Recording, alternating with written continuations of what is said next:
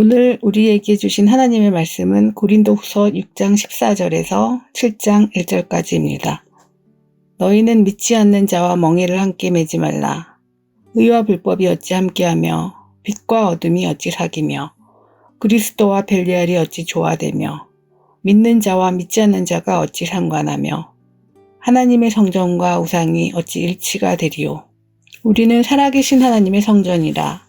이와 같이 하나님께서 이르시되 내가 그들 가운데 거하며 두루 행하여 나는 그들의 하나님이 되고 그들은 나의 백성이 되리라.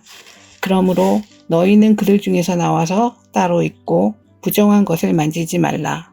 내가 너희를 영접하여 너희에게 아버지가 되고 너희는 내게 자녀가 되리라. 전능하신 주의 말씀이니라 하셨느니라. 그런즉 사랑하는 자들아, 이 약속을 가진 우리는 하나님을 두려워하는 가운데서 거룩함을 온전히 이루어 육과 영의 온갖 더러운 것에서 자신을 깨끗하게 하자. 아멘. 오늘도 하나님의 성전으로서의 깨끗한 삶을 살아가는 모든 성도님들 되길 진심으로 기도합니다. 사도 바울이 고린도 교회에 보낸 편지는 고린도전서를 쓰기 전에 한 통, 고린도 후서를 쓰기 전에도 한 통의 편지를 보내는 등 최소 4-5통의 편지를 보낸 것으로 고린도전서 후서를 통해 추측해 볼 수 있습니다. 이렇게 바울이 고린도 교회에 여러 차례 편지를 보냈다는 것은 고린도 교회 안에 문제가 끊임없이 일어나고 있었다는 것을 뜻합니다. 이러한 고린도 교회 때문에 바울과 바울 일행도 엄청 마음고생했지만 아마 고린도 교인들도 무척 힘들지 않았을까 무릇 짐작해 볼 수 있습니다. 당시 고린도는 지중해 무역의 중심지로 최대의 상업도시였고 그래서 모든 부가 집중되는 부유한 도시였습니다. 그로 인해 풍요로운 삶을 누릴 수 있었지만 반면 성적 문란과 음행이 넘쳐나게 되었고 여러 종족들이 모여 살다 보니 종교적 혼합주의와 우상 숭배가 만연했습니다. 그런데 이 도시에 놀라운 일이 일어난 것입니다. 이러한 도시에 쭉 살면서 이러한 삶에 푹 빠져 살아왔던 고린도인들 중에 바울이 전한 복음을 듣고 그리스도인이 된 자들이 생기면서 고린도 교회가 세워졌습니다. 그러니 이제 막 초보 그리스도인이 된 그들이 지금까지의 가치관과 삶의 방식을 다 청산하고 달라도 너무 다른 그리스도인의 가치관에 서서 그에 합당한 삶을 살아가는 것은 결코 쉬운 일이 아니었을 것입니다. 그래서 고린도 교회 안에는 분쟁과 음행, 결혼과 우상제물 그리고 은사 문제 등 유독 많은 문제가 발생한 것입니다.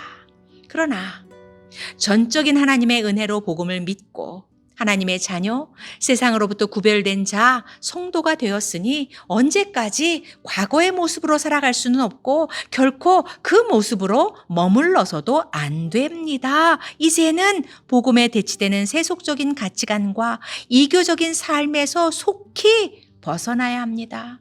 돌아서야 할 것에서 과감히 턴하고 버려야 할 것이 있다면 미련 없이 버리면서 그리스도인으로서의 구별된 삶을 살아야 합니다. 그래서 바울은 이렇게 외칩니다. 오늘 본문 14절이지요. 너희는 믿지 않는 자와 멍에를 함께 매지 말라. 멍에를 함께 매다라는 것은 친밀한 관계 속에서 어떤 일을 도모하는 것, 같은 방향을 향해 나아가는 것을 의미합니다. 2마리의 소가 짝을 이루어 하나의 멍에를 메고 쟁기질을 할 때 최대의 시너지 효과를 낼 수 있는데 소 1마리가 부족하다고 소와 나귀에게 멍에를 맨다면 어찌 될까요?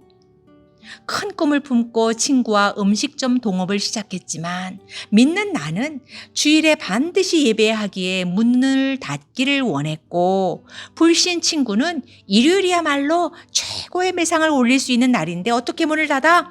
주장합니다. 너무 사랑해서 결혼했지만 믿는 아내는 주일이면 교회에 가서 예배하고 유년부 교사로 섬기기를 원했고 불신 남편은 신혼인데 교회는 무슨 교회? 나와 함께 들러 산으로 데이트해야지. 갈등이 시작됩니다. 이런 예를 들자면 끝이 없겠죠. 그래서 바울은 믿는 자와 믿지 않는 자가 함께 멍에를 맬 수 없는 그 이유를 대조적인 몇 가지 예를 들면서 설명하는데 14절부터 16절입니다. 의와 불법이 어찌 함께하며 빛과 어두움이 어찌 사귀며 그리스도와 벨리알 사탄이 어찌 조화되며 믿는 자와 믿지 않는 자가 어찌 상관하며 하나님의 성전과 우상이 어찌 일치가 되리요? 한마디로 믿는 자와 믿지 않는 자는 함께 멍에를 맬 수 없다. 믿는 자와 믿지 않는 자는 결코 하나 될 수 없고 오히려 나쁜 결과, 악한 결과를 초래할 수밖에 없음을 분명하고 확실하게 강조합니다. 그러면 믿는 우리들은 어디서 어떻게 살아야 합니까? 세속적인 삶을 떠나 수도원 생활을 해야 할까요? 아니면 나 홀로 산속에 들어가 고립된 생활을 하면 될까요? 믿음의 짝을 만나지 못했으니 평생 독신으로 살면 될까요? 고린도전서 5장 10절입니다. 이 세상에 음행하는 자들이나 탐하는 자들이나 속여 빼앗는 자들이나 우상 숭배하는 자들을 도무지 사귀지 말라 하는 것이 아니니 만일 그리하려면 너희가 세상 밖으로 나가야 할 것이라. 그렇다면 믿는 자가 세상 속에서 살되 믿지 않는 자는 물론 불법과 어둠, 사탄과 우상 등이 가득한 이 세상 속에서 세상의 악한 영향을 받지 않고 아니 오히려 선한 영향력을 끼치며 살아가려면 어떻게 해야 합니까? 그러기 위해서는 내가 누구인지 우리가 어떤 존재인지 분명하고 확고한 성도의 정체성을 갖고 세상 속에서 살아야만 합니다. 16절입니다. 우리는 살아계신 하나님의 성전이라 이와 같이 하나님께서 이르시되 내가 그들 가운데 거하며 두루 행하여 나는 그들의 하나님이 되고 그들은 나의 백성이 되리라. 고린도전서 6장 19절 20절이지요. 너희 몸은 너희가 하나님께로부터 받은 바 너희 가운데 계신 성령의 전인 줄을 알지 못하느냐. 너희는 너희 자신의 것이 아니라 값으로 산 것이 되었으니 그런즉 너희 몸으로 하나님께 영광을 돌리라. 나는 하나님의 자녀, 우리는 살아계신 하나님의 성전. 이것이 바로 세상 속에서 구별함을 받은 우리에게 하나님이 부여하신 우리의 정체성입니다. 그리고 이제 이 약속을 받은 우리가 세상 속에서 어떻게 살아야 할지를 선포하시는데 7장 1절입니다. 그런즉 사랑하는 자들아, 이 약속을 가진 우리는 하나님을 두려워하는 가운데에서 거룩함을 온전히 이루어 육과 영의 온갖 더러운 것에서 자신을 깨끗하게 하자.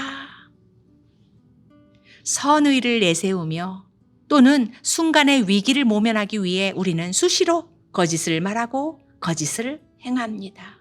자신의 이익을 위해서라면 이 정도쯤이야 자위하며 한쪽 눈 질끈 감고 불법과 불의와 부정도 서슴지 않고 도모하며 실행합니다. 나와 다르다고 나보다 잘났다는 이유로 계속해서 상대방을 미워하고 시기하며 우리의 야망과 욕심을 채우기 위해 거침없이 탐욕을 부리고 음란 등을 자행합니다. 만약 이러한 생각을 하고 이러한 행동을 하고 이러한 삶을 지속적으로 살아가면서도 마음에 아무런 불편함도 없고 양심의 그 어떤 가책도 느끼지 못한다면 이것은 어쩌면 암보다 더 무섭고 더 고질적인 영적 질병에 걸린 것이 분명합니다. 왜요? 성도인 나는, 성도인 우리의 몸은 하나님의 영이요 그리스도의 영이신 성령 하나님이 거하시는 성전이기 때문입니다. 그래서 내가 진정한 성도라면 우리의 몸이 하나님이 거하시는 성전임을 분명하게 믿고 고백한다면 거짓을 말하고 불의를 행하고 탐욕을 부리고 미움과 음란한 생각을 품기만 해도 마치 체한 듯 가슴이 꽉 막혀 너무 답답합니다. 심할 때에는 예리한 칼날로 찌르듯 너무 아프고 너무 괴롭고 힘들어서 견딜 수 없게 됩니다. 왜 그럴까요? 이것은 내 안에 성령님이 계시다는 증거요. 지금 내 안에 계시는 성령님이 근심하시며 깊이 탄식하시기 때문입니다.